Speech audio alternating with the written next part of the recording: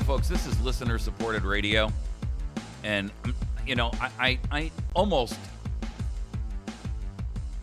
try not to mention finances on this program because I don't want anybody to think that I make a living at this or something else. I've never made a penny on this program. It doesn't cover any of my expenses. It costs me money. But I got to tell you, we're thousands of dollars in the hole, and I could really use your help. I've never made a penny at this program. I don't get paid. The money all goes to pay the bills, any money that's donated, and then whatever I put out of my pocket all goes to pay the bills. I can assure you of one thing. I can't support indefinitely, and I've been supporting this program now for 3 years out of my pocket. There's never been a month where the expenses were met by donations, which means I've had to, pay the difference every time. And it's reaching a level where I can no longer continue to do that. I'm asking you to help us to continue to keep free speech and to continue to keep truth and integrity and honor and respect and non-political or non-PC speech on the air. I know people say, oh, you're just looking for ratings and all. Ratings, schmatings. What are you talking about? Wake up and smell the coffee. This program isn't rated. Rated by whom? Rated, maybe, but not rated. You gotta be kidding me. All right. You can go to our website at americasvoicenow.org. There's a PayPal link right there. If you're uncomfortable doing that, and you can sign up to be a monthly subscriber, or you can do it one time. But I got to tell you, folks, we're desperate and we're underwater. There are those of you out there who donate every month, and please don't misunderstand what I'm saying when I say this. You guys have been fabulous. And those of you who make a one-time donation, I'm certainly not deriding that. I'm just telling you that there's not enough of it, and I can't say it any other way. If you can't do that and you can mail a donation, then please do to P.O. Box. It's America's Voice Now, P.O. Box 1195, West Plains, Missouri 65775. That's America's Voice Now, P.O. Box 1195, West Plains, Missouri 65775. If you've got an alternative method for me here, that's great. If you're a business and you'd like to advertise with us, that's great. If you're a business and you'd like to donate a product that we can sell or auction off on our website or something, I'm okay with that too. I want to be as creative as you do with it. If you've got an old product that's laying around that's old inventory that you can't move, then please donate it to us and we'll put it up for sale and we'll sell it. And then we'll use the money towards covering the cost of this program. If you're an individual and you like this program, you listen to it consistently and you don't have any money, then hold a yard sale. I mean, it's sad that, we're down to holding yard sales and bake sales to try to keep free speech on the air, but it's the truth. And Harry Reid's doing everything he can to shut it down. He's literally got a committee meeting and hearing on June 3rd to amend the Constitution to limit political speech. To limit political speech. I mean, this is reminiscent of the Sedition Act. Now, he announced this on May 15th. You got to be kidding me. We've been trying for decades now to get constitutional amendments to limit people like Harry Reid from having this kind of power, number one. Number two, from being in office for 30 years. Like people like Harry Reid, among others. But it gets worse. We've tried to limit their ability to borrow money in our name and leave us liable for it. We can't do it. We have tried to do virtually everything that we have that we see wrong with our country through constitutional amendments. We can't get it done. We can't make any headway whatsoever. Why? Because the same people that have to vote for these things are the people that will be impacted by it. We've tried to get, constitutional amendments to shrink the federal government. We can't do it. Why? Because they would lose power. And so the obvious next question you have to ask yourself is how is it that Harry Reid can announce on May 15th a hearing at the Senate Judiciary Committee to hold a hearing on June 3rd?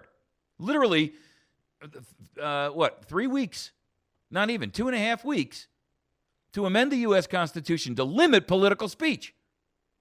If it's adopted, it would make it the first time in the history of the United States of America that the Constitution was amended to rescind, first and foremost, a right held by the people. Secondly, one of the basic aspects, one of the basic foundational first Bill of Rights aspects. Now, I got to tell you something, folks.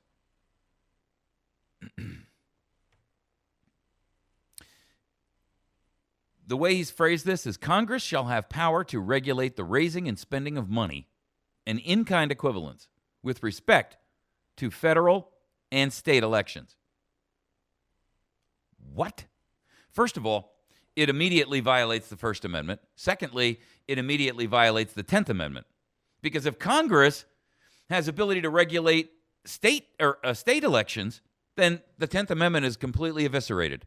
You don't have one. It's gone. The amendment includes a provision that says the following. Nothing in this article shall be construed to grant Congress the power to abridge the freedom of the press.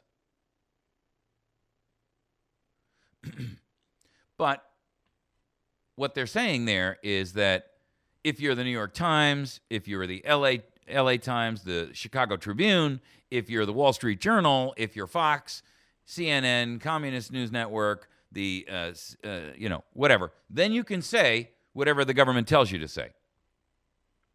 But if you are an organization like any of the organizations out there who are not press organizations, like the Tea Party, then you're silenced. You're shut down. Any organization that speaks out, Judicial Watch, shut down. Who's Judicial Watch? They're the ones that just broke the news that nobody in the mainstream media would about Benghazi. Hello? The Constitution's only been amended 27 times in history. The first one, the First Amendment was, or the first time it was amended, was done with the Bill of Rights. And that's because the states all came forward and said, without this in there, we're not signing onto the Constitution. We're not going to ratify it. Because what you're doing is you're creating a document that will rule the day, but leaves us out as citizens. And we have these basic rights that government cannot make any changes to. Between 1865 and 1870, 3 more occurred. One was forbidding slavery and racial discrimination, but was done in such a way that the loopholes were there to actually, and if you listen and read what the 14th Amendment and the 13th Amendment really say, they don't have anything to do really with slavery and releasing slaves. What they have to do is with enslaving everyone. Now,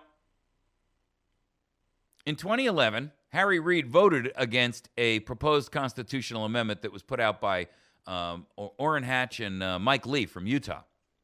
And that particular amendment would have required the federal government to balance the budget. So Harry Reid voted against it. He also voted against one that would have protected marriage as a union of one man and one woman. And I don't care where you stand on the issues of gay marriage, and I don't care who sleeps with who. Frankly, it's nobody's business, and it's not the government's job either. You see, for the record, by the way, let me just throw something out there, and I know I'll get some hate mail about this, and I don't really care. Here's the deal on marriage.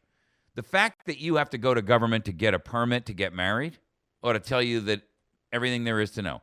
Marriages should only be recognized and honored between the two individuals associated with it and their God. That's it. Everything else is a whitewash. The idea of, well, there's tax implications. Great. Reform the tax system so that everybody pays and nobody's got a loophole. Then your problem with marriage goes away. And who's sleeping with whom doesn't really enter into your life at all because it doesn't cost you anything. If people want to do what they want to do, they're going to do it anyway. And who are you to stand in the way and say someone can or cannot? The problem is that Marriage has become a government institution. And that, ladies and gentlemen, that's the crime. You see, what you and your husband and your wife or your partner do is between you two and God. End of argument. End of argument. It has nothing to do with government. It has nothing to do with a tax break. It has nothing to do with who you can hand your crap over to when you die. None of that matters. That's just government's way of manipulating you to keep you in the throne room where they have control.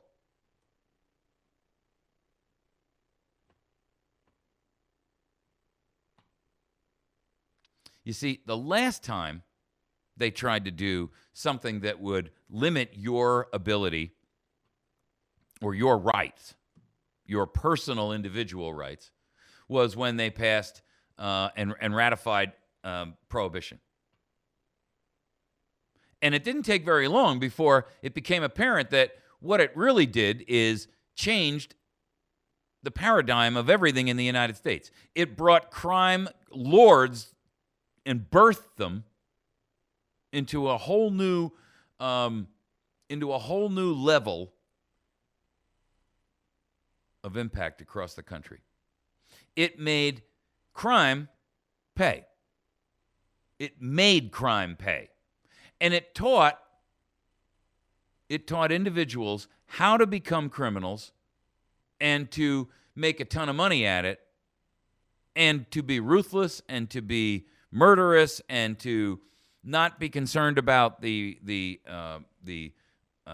collateral damage of their crimes in terms of, who they had to kill to, innocent civilians standing in the way, no problem at all. And it didn't last very long. They repealed it, 20 years later? Not even. 13, 14 years. The truth is, government is not the arbiter of your rights. Hello?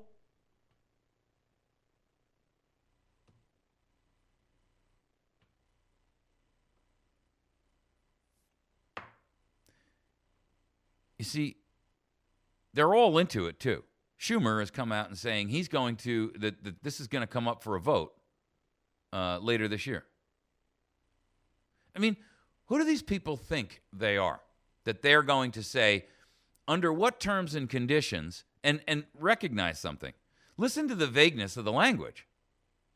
Congress shall have power to regulate the raising and spending of money and in-kind equivalents with respect to the federal elections and state elections. All right, so let me just help you grasp what this really means. First of all, once Congress has power to regulate the raising and spending of money, and note that they use the term in-kind equivalents. What does that mean? That means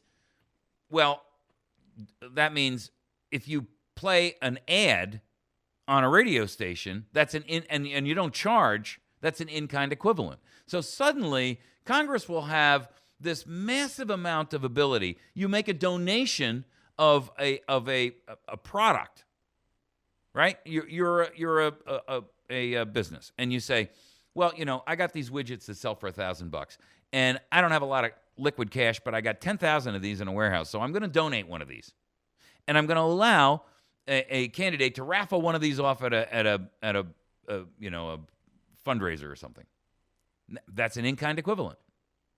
Buying an airplane ticket to help a candidate get from one place to another so that they can do a stump-raising speech. Donating a venue where they can come and do a speech and saying, well, we're not going to charge you. That's an in-kind equivalent. Making a telephone call on behalf of a candidate that you like as a volunteer. That's a donation suddenly. Get it? And once Congress has that kind of power, let me tell you something. If you think the election process is screwed now, wait until Congress gets that kind of authority. And it doesn't specify or stipulate what the rules will be. They get to make them later. Hey, didn't we just learn about that with this thing called, that's right, the ACA, the Patient and Affordable Care Act, Obamacare. We learned what happens when we just pass these blanket things and let Congress write the rules later. Don't we? Tell me that you think any rules that are going to come out of that constitutional amendment are going to actually be to your benefit. I don't care how creative a thinker you are. There's nothing you can come up with that will pass the logic, the smell test of logic and reason that warrants this. There's nothing. You can give me 1,000 reasons, and I will tear apart each one of them and tear it down to the ground in a matter of seconds, using pure logic and reason and just examples from history. So, if you think you've got one, send me an email to mike@americasvoicenow.org. I'll take a look at it, and I guarantee you I'll tear it up. In fact, I'll tear it up on air. You can send it to me. I won't even read who it's from, and we'll just do it anonymously. You give me one thing that will be good about this kind of a constitutional amendment. You tell me what good will come from this, from you as an individual, or for you as an individual, and I will tear it apart on air. I'll leave your name out of it so that you won't be embarrassed, because I guarantee you there's no way that I cannot do it. And I don't want you to be embarrassed. See, the truth is this. First of all, if Congress has the power to regulate the raising and spending of money and in-kind equivalents with respect to federal elections and state elections, and I want you to understand the term state elections, that means that suddenly your state elections are under federal domination. They're not any longer under local and state rules. The rules are now set by the feds for your state elections. Find me any justification in the 10th Amendment that allows that to happen. This is a new constitutional amendment that will violate one that exists already, not to mention another one that exists already, the 1st and the 10th.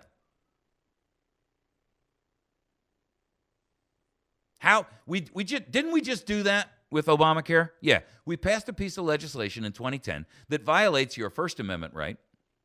It violates your Fourth Amendment right against unreasonable search and seizure, because you're required by law to submit all of your personal information, which you're then told after the fact can be used against you.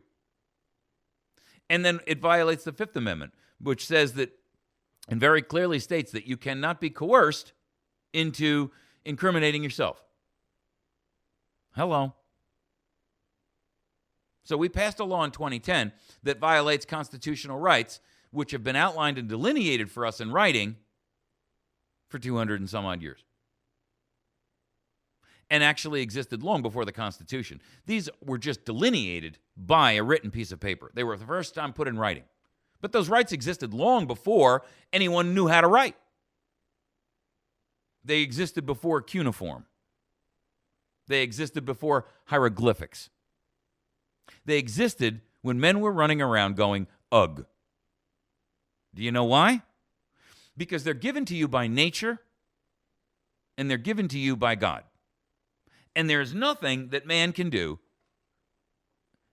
unless you're willing to waive them. Now, you can waive them if you choose, but that's on you. The truth is,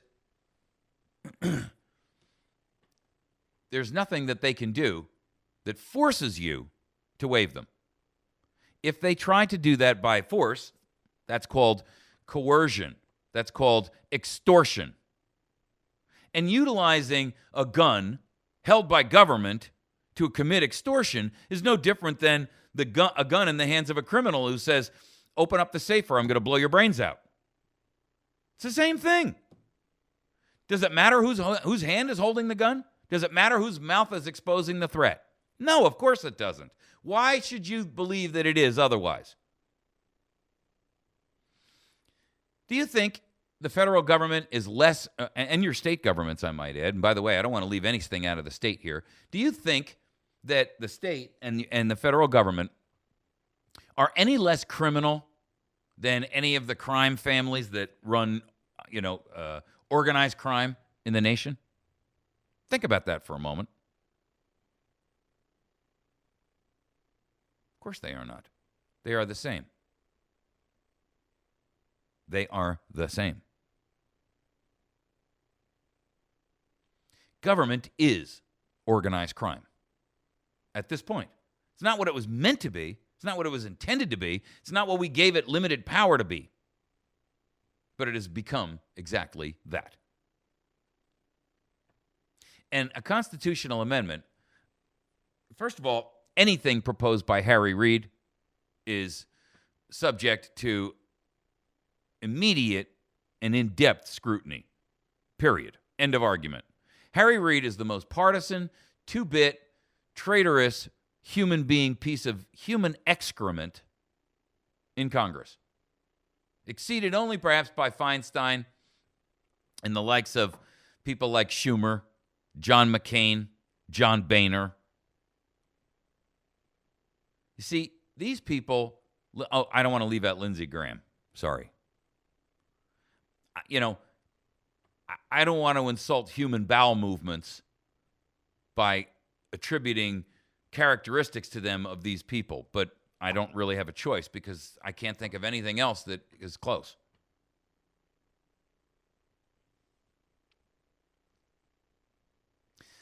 What Americans should be saying is if you try to violate and pass a constitutional amendment on the First Amendment right of free speech of every American to see and support as they choose, you want to limit something? Limit the corporations' access to be able to pump this money into these elections. You want to limit something, what we should be saying is, here's what we're going to do. We're going to call a national strike, and we're going to freeze you out. We're going to shut you down, and we're going to starve you to death. We're going to starve the federal government to death by a national strike that just says, that's it. We're not paying our mortgages. We're not paying our car payments. We're not going to pay our mortgage or our credit card bills. We're not going to pay our cable companies. We're not going to pay our gas bill. We're not going to pay our electric bill. We're not going to go to work. We're shutting down. That's it.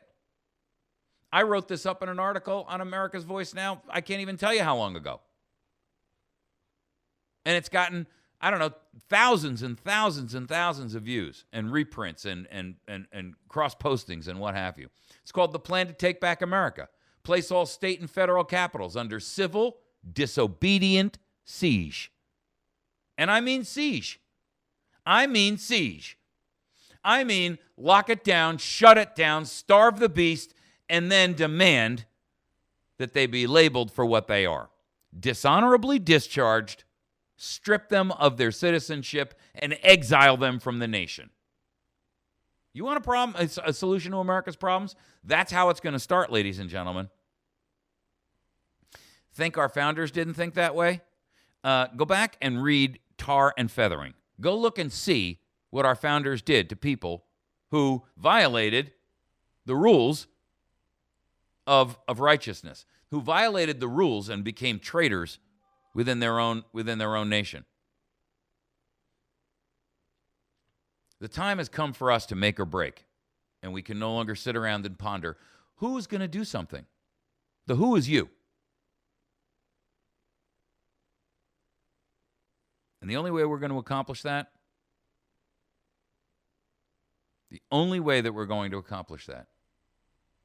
is to freeze it out. Shut down the money, shut down the taxes, shut down the spending, and starve the beast. It feeds on you. It feeds on your fear. It feeds on your apathy. But mostly it feeds on your money. And when you take that resource away, it's powerless. You've just stolen all the wind from its sails. Oh, I know there's those who are arguing. They'll just keep printing. And they will. But I got to ask you this. Would you rather that this thing come to its head with them setting all the rules? Or would you rather be a disruptor? Ask yourself that question, because it matters. If you can support us, please do so. You can send an email to me at mike@americasvoicenow.org. If you can, as I mentioned at the top of the segment, if you're a business and you can support us in some way by making a donation, a gift certificate available that we can auction off on the air or something along those lines, or sell at a discount back to our audience who can use it in your community or in your business, please do so, because we're way upside down, folks, and we really, really need the help. If you can make a donation directly, you can do so by going to our website at americasvoicenow.org. You can also use the PayPal thing, or you can mail it to us at America's Voice Now, P.O. Box 1195, West Plains, Missouri 65775. Listen, find something that you're throwing your money away on today and donate it here instead, because we're way outside. We'll be right back.